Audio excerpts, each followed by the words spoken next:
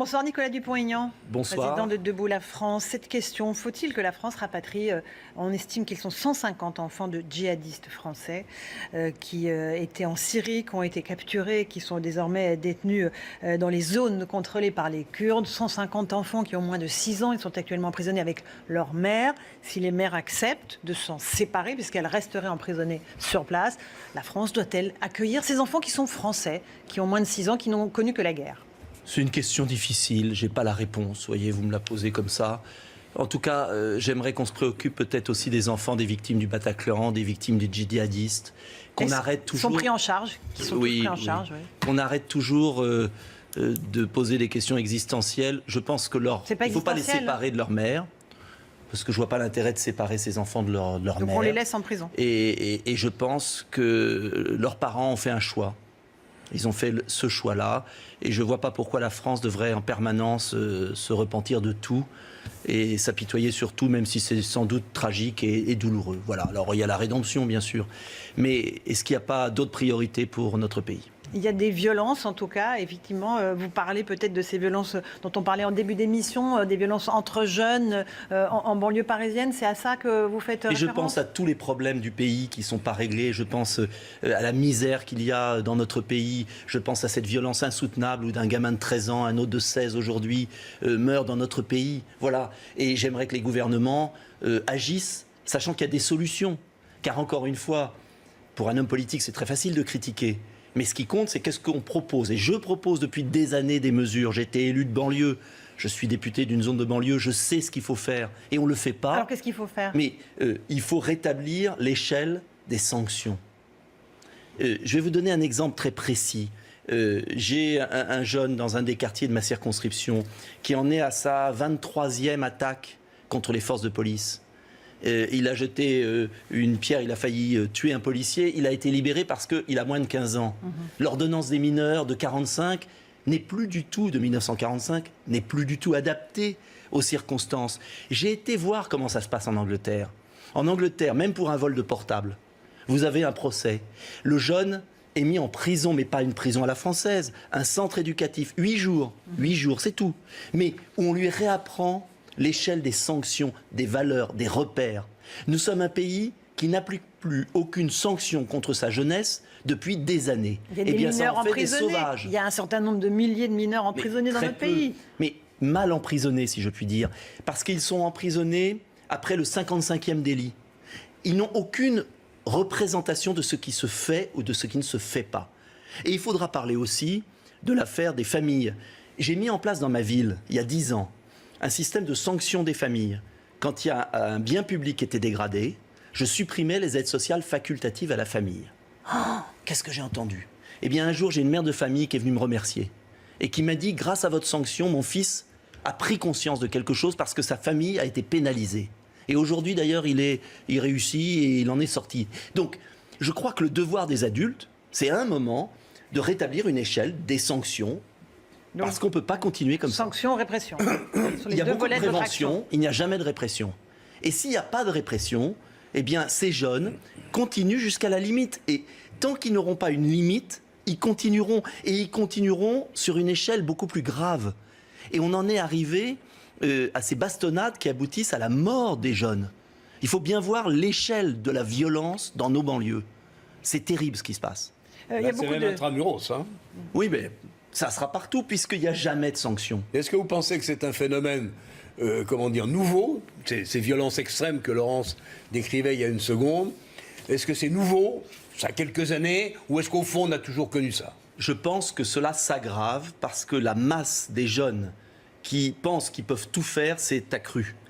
Et je pense, par ailleurs, qu'il y a un vrai débat qu'il faut ouvrir, c'est celui de la violence des jeux vidéo, c'est la violence qu'il y a parfois à la télévision.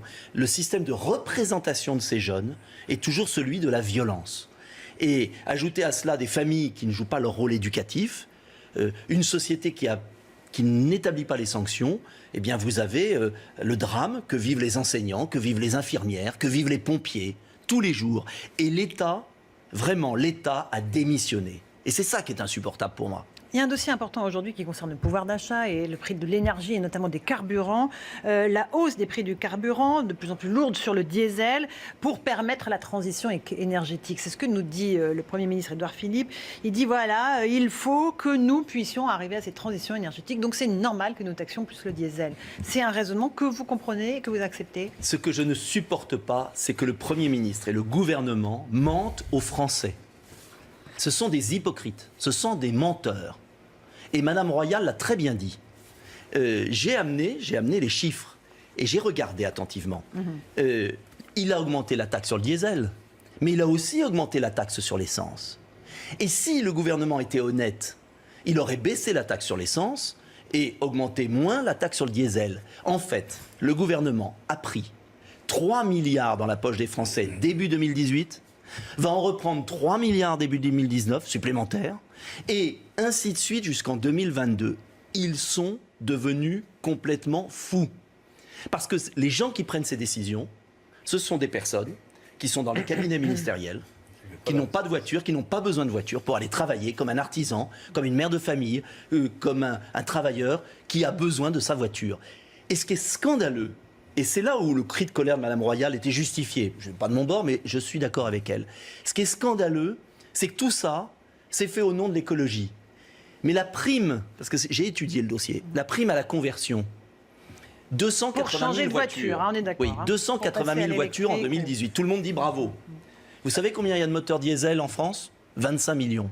Il faudrait un siècle pour y arriver. 75% du parc. Donc, de qui se moque-t-on?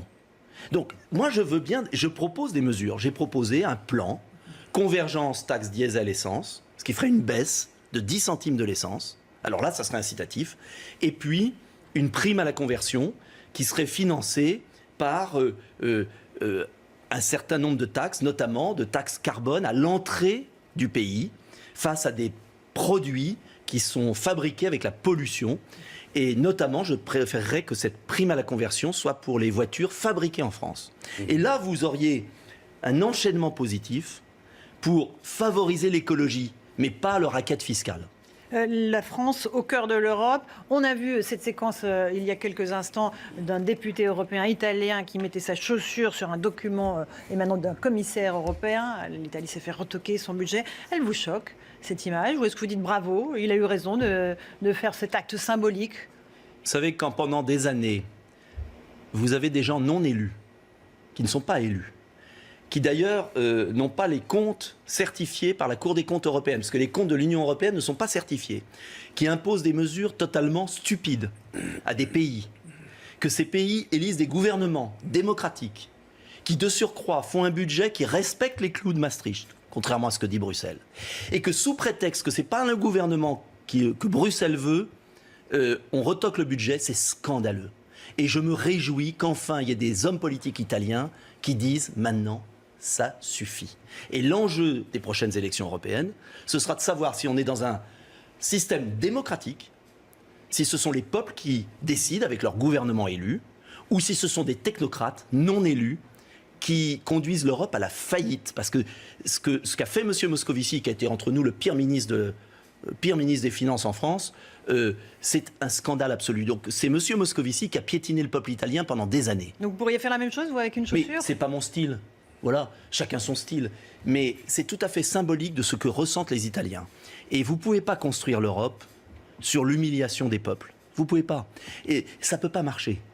Et l'enjeu, et c'est ça qui est intéressant dans les élections européennes de mai prochain, c'est que l'enjeu, c'est pas d'être pour ou contre l'Europe, c'est de savoir si on va corriger le tir et si on va construire l'Europe avec les peuples. Ça veut dire en les entendant, en les comprenant, en relançant la croissance, en luttant contre le chômage, en luttant contre l'immigration, en rétablissant des frontières, c'est-à-dire en organisant l'Europe. C'est tout. Il ne sert à rien le Parlement européen, c'est ce qu'a dit Valéry Giscard d'Estaing. Il n'a aucun pouvoir, ce Parlement européen. Alors. C'est clair qu'il n'a pas beaucoup de pouvoir, mais s'il y avait une majorité euro-réaliste, que certains appelleront eurosceptiques, c'est-à-dire de représentants de l'Italie, de la Hongrie, de la France, qui disent on ne joue plus, ce syndic de copropriété, on n'en veut plus. Il y a des traités, on change, il y a des traités. On les revoit les traités. Les traités sont faits pour être revus quand ils sont injustes. Hollande avait déjà dit ça. Eh bien oui, mais il va falloir le faire.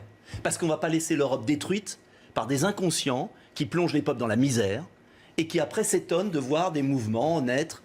Si on ne traite pas les problèmes, ça vous pète à la gueule si vous me permettez l'expression. Est-ce qu'il faut que la France, et c'est encore un autre dossier très important au cœur de l'actualité aujourd'hui, s'aligne sur l'Allemagne et suspende la livraison des armes à l'Arabie Saoudite après l'assassinat sauvage du journaliste Jamal Khashoggi? La France hésite. La ministre des Armées, Florence Parly, évoquait effectivement un meurtre barbare, mais on attend que l'enquête se déroule pour savoir si on peut stopper et prendre des sanctions. J'ai pas la réponse automatique parce que c'est un moment grave. Mais en tout cas, ce qui est sûr, c'est que si c'était un journaliste syrien qui avait été décapité dans un consulat à Istanbul, aujourd'hui Emmanuel Macron ferait quasiment la guerre à la Syrie.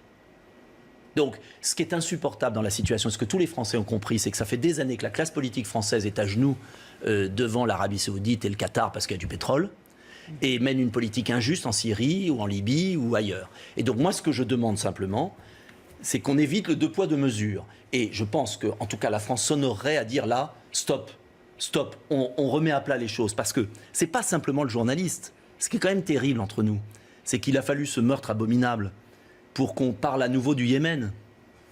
Bon, et quand je parlais du Yémen il y a quelques mois ou quelques années, on ne parlait pas. Donc, ce régime est un régime sanguinaire. Alors, il y en a beaucoup d'autres, il faut être honnête. Ce que j'aimerais, c'est qu'au moins, on ne soit pas à genoux devant ce régime sanguinaire. Je ne dis pas pour autant que c'est facile deuxième client de pour notre déclarer la guerre armement. à tous les régimes sanguinaires, parce que sinon, on déclarerait la guerre à tous les pays. C'est notre deuxième client pour l'armement français. Peut-être, mais il y a un moment, il faudra peut-être faire la lumière sur la manière dont on a vendu des armes à ces pays et comment cela nous a conduit au Moyen-Orient à sortir de toute logique d'influence. Parce qu'on a tellement été soumis à ces pays qu'on n'a plus aucune crédibilité au Moyen-Orient. Et ça, c'est un problème pour l'avenir du Moyen-Orient et l'influence de la France. Donc, c'est une situation complexe. Moi, je ne vais pas vous dire, je suis Zorro, j'ai la solution. Mais en tout cas, déjà, si on pouvait éviter les compromissions. Mais au moins prendre des sanctions, avoir une réaction qui soit et dire, minimum. on fait Le un président embargo. aurait dû parler, aurait dû s'exprimer. En tout cas, si cela avait été la Syrie ou l'Iran, il se serait exprimé. Alors, cherchez l'erreur.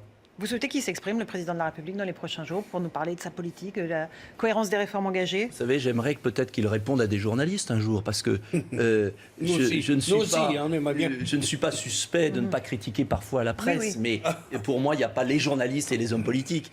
On a vu, il y a de tout.